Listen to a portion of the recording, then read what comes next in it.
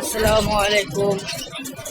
যে জায়গাগুলো হচ্ছে গোপালগঞ্জ জেলা গুনাপাড়া বেথুরিয়া ইউনিয়ন।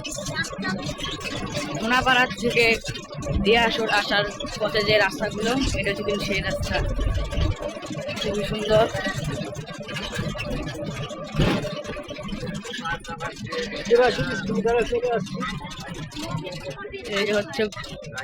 এই যে হচ্ছে দিয়াশুর বাজার বললেই চলে।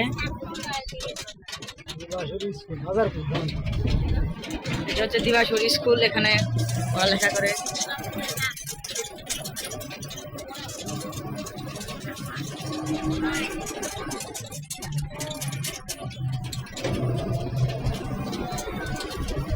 আর সামনে একটা মাদ্রাসা আছে, দিয়াশুর মাদ্রাসা। কবরস্থান আছে, অনেক বড় একটা কবরস্থান। এই যে কবরস্থানে সেই সুন্দর একটা গাছ আছে, গাছটাকে আপনাকে দাঁড়ের থেকে দেখাতে পারবো।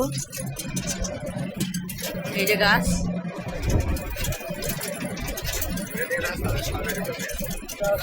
এই যে মাদ্রাসা, দিয়াশুর মাদ্রাসা। এই যে